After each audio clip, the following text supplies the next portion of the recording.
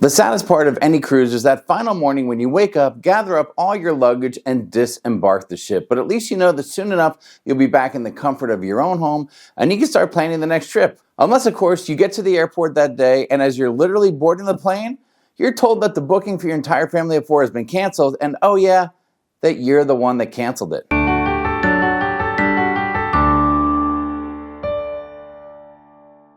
Hi everyone, I'm Jamie from Sharonatsea Travel, and today I've got a little story to tell you about the fun day of travel we just had yesterday trying to get home from Miami, Florida to Phoenix, Arizona on American Airlines. Now let me set the stage for you real quick. We just finished an amazing cruise on Royal Caribbean's brand new ship, Icon of the Seas, out of Miami, Florida.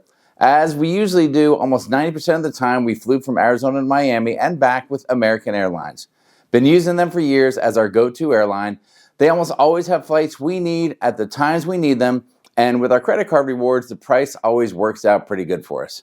Also, we almost always book our flights one way at a time, and oftentimes that will save us a little money. Now, we had booked this trip to and from Miami as we have done many times in the past, so we're really familiar with the process of getting to and from the East Coast and back to Arizona again. Our trip to Miami originally started out smooth as usual last Friday with a morning flight from Arizona getting us into Miami at about 5 p.m., but it quickly became extremely chaotic.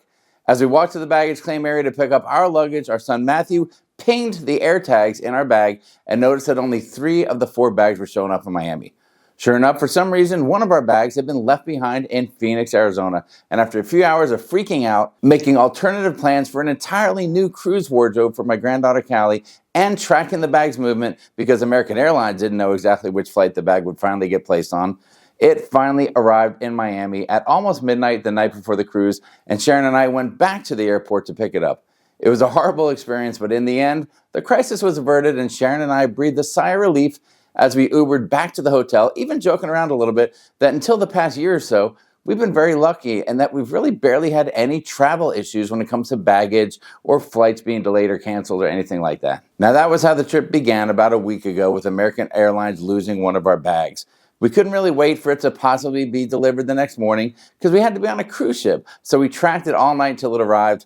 Not a great start with American Airlines this time, but surely that was just a one-off random airline issue, right? Well, fast forward to a week later. Yesterday morning, we got off our cruise and Ubered back to the Miami airport, getting dropped off at about 10:04 a.m. Now that's important for a 12 noon flight that should take us to Atlanta for a layover and then on to Phoenix, getting us into Phoenix and back home about 7:30 p.m. Arizona time. When we got to the airport, we went right to the self-serve kiosk at American Airlines.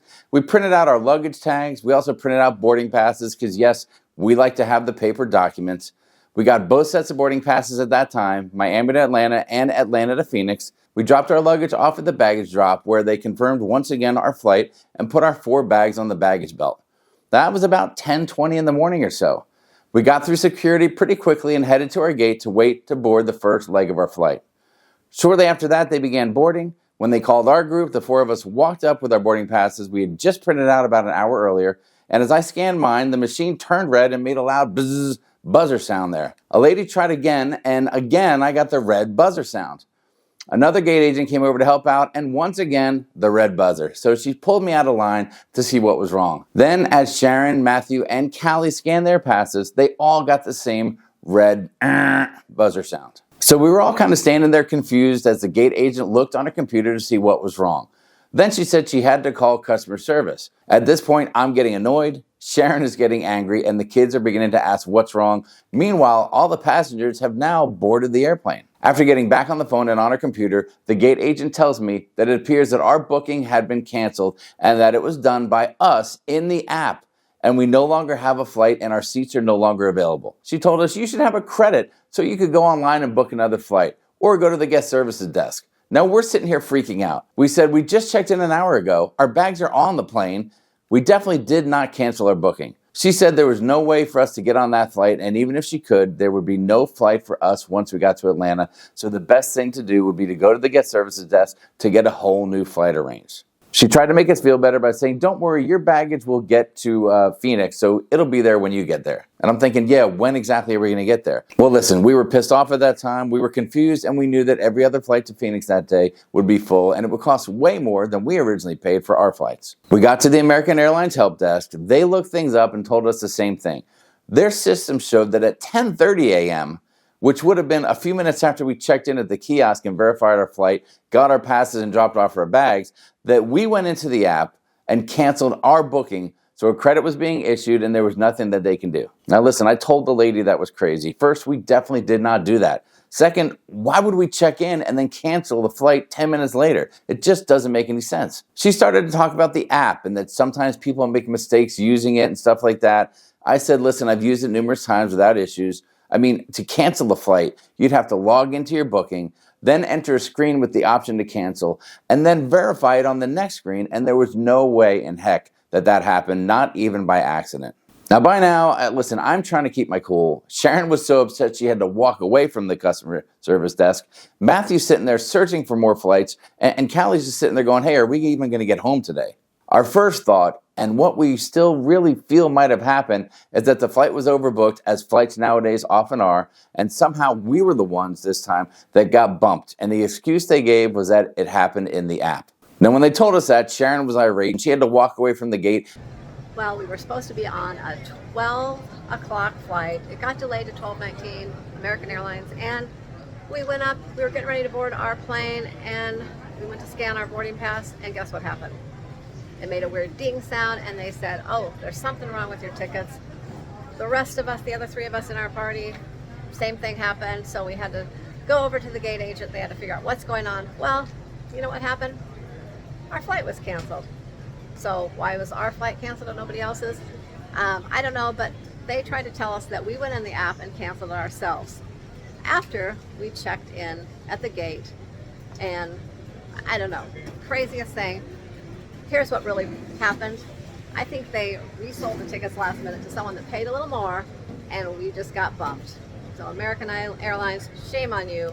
Now we're standing in line at the customer service desk trying to get this resolved. No flights available. We can't get a flight out possibly till tomorrow. We don't know what's going to happen. So we'll keep you posted, but this is a nightmare. Now, after some back and forth, another more experienced customer service agent got involved. She noted that, yeah, it made no sense that we would have canceled our own booking while waiting to board the plane. There must have been some kind of issue, some kind of an accident, or whatever the case is. She still insisted that it happened in the app, so indicating it would have been our fault, but she kind of was on our side a little bit, if you want to call it that. So she started making some calls and looking at some different options. Now, first she said all the flights that day were booked, and maybe we could do a standby, but there was no way we're going to do that and keep our fingers crossed that all 4 of us got on the same plane going standby. Then she said we could book a flight the next day, and we said, no, we paid over $1,400 for these flights today. We need to get home today. We can't wait till tomorrow. Then we started asking more questions, like how did our seats get filled less than an hour before the flight? Where can we see that we would have canceled the flight and not you guys canceling it or bumping us? Where can we see our supposed credit, or what kind of credit are we supposed to be getting? But we got no real answers. She said the problem now was that we no longer had a flight booked, so she couldn't really start looking at flights to move us to, and any flights that do show any openings don't have 4 seats, let alone 4 seats together. Now, after 10 minutes on the phone and us sitting there going back and forth with her with more questions and saying how crazy this was, and she could see how upset we were, she said she could use our flight credit to rebook us on a flight the next day. Then she could try to put us onto a different flight since we would have already been booked. And that was really the only option that she could use at that time. So we said, okay, let's go ahead and do that and see how that works out. Now, then she said she could split the flight and put 2 of us on a nonstop at 5:45 that night from Miami to Phoenix, and other 2 of us on a flight that stops in Dallas, and we would all arrive in Phoenix within about an hour of each other. Of course, that's assuming there were no more delays or other issues. Now, the 4 of us talked it over, and we finally agreed that that was a plan we could live with. And as she was setting it up, all of a sudden she said, oh, wait, there might be a way for me to get all of you on the nonstop flight at 5:45. We kept our fingers crossed, and after another 10 minutes on the phone going back and forth with whoever she was talking to, I guess some kind of upper-level supervisor or something like that, she finally came to us and said that, yes, she can put all 4 of us on the nonstop at 5:45 to Phoenix, but that we would have to split up 2 and 2 as far as sitting together. 2 in one row, 2 in the other. We said, yes, we would do it, thank you, and we were kind of happy at the moment. At that time, we were just relieved to have flights home again that day. A few minutes later, we had 4 new boarding passes in our hands, and we were just happy to know that we would be getting home that night. Now, our original flight had us arriving about 7:30 p.m. This new flight was supposedly to have us in shortly after 8, but of course there were some delays in boarding and more delays on the runway waiting for things to get worked out in Phoenix for this particular flight. Ultimately, we landed in Phoenix at about 9:30 p.m. Phoenix time, which would have been about 12:30 a.m. East Coast time, 14 and a half hours after we originally arrived at the Miami airport. Now, yes, we finally made it home, and all is well that ends well, but not really. We still have a lot of unanswered questions, like what really happened to our booking and our reservation? How did our 4 seats on the first leg of that flight get filled up so quickly if we supposedly canceled the flight less than an hour before it flew? How do we go from no flights to 2 different flights to all on the same flight, and how many other people got bumped to make that happen? Like, is this a common thing? It all starts with one person getting bumped that leads to another, and then 2, and then 4. I mean, is that how the cycle of bumping happens on the airlines? And was there really even a credit? Now, at one point I was told that sometimes people look at the credit offers you can get, for changing your flight when it's overbooked. You've all seen how often these flights are getting overbooked, and when you look at the app, you'll see a little pop-up screen that says, "Hey, you could get up to $300 or $400 or more by changing your flight. Just press here." So the agent was saying, yeah, that happens on occasion, and accidentally people make changes they didn't want, or they even cancel it, and it seemed like that was part of the "maybe that's what you did" explanation. Well, if that's the case, then where is my future credit that I would have earned by doing that? Now, I logged into the American Airlines app this morning, and I entered our original flight confirmation number, and that was the same number that was attached to the newly booked flight, which seems a little bit odd. I would think that any new flight booked would have a new confirmation number. And then when I looked at the boarding passes for that new flight in the app, they were still the same passes as showed for the original flight that we didn't make in the first place. Then as I tried to look deeper, I got an error message in the app, and since then, up until even now, I'm still getting the same error message in the app, and I can't look at any other stuff. Now, I'm not saying there's a conspiracy going on against us. Well, maybe that is what I'm saying, I'm not sure. Ultimately, we had a horrible experience with this week's American Airlines flights, and we have nothing to show for it. No compensation, no credits, and really no answers to our questions. We just have a very bad taste left in our mouth from American Airlines. Now, you can bet that as soon as Sharon gets caught up with all of her work she had to do once arriving home from the cruise, she'll be making a phone call to American Airlines customer service line to try to really find out what exactly happened, because we want to make sure that this never happens again. If this is something that people go through and it's just our first time experiencing it, we want to make sure that we let other people know how to maybe get it handled and things like that. We feel like sharing the story and sharing the information just makes people more aware. And for us, it's something that we're definitely going to pay more attention to next time. We'll probably be double and triple checking our flights as we get to the airport, get into the boarding area, and then wait to board our plane. And we can't be the only ones to go through an experience like this. Let me know your airline horror stories in the comments below. Have you ever been blamed for canceling your own flight while you're sitting at the gate waiting to board that flight, right? How crazy is that? Ultimately, we made it home, and I guess we owe a little bit of a thanks to Roxana. Hopefully I'm saying that name right, Roxana. She was the gate agent that took over ultimately and got us on our new flights. Now, there you have it. That's our little story of how we were blamed for canceling our own post-cruise flight home. Now, will we fly American again? Probably. But I'm sure we'll look at every other option before booking that next flight with American Airlines. And like I said, we'll definitely be triple checking everything until we put our butts in those seats on that flight. Now, before you go, hey, please consider subscribing to the YouTube channel with notifications turned on for more cruise and travel related content. We always appreciate that.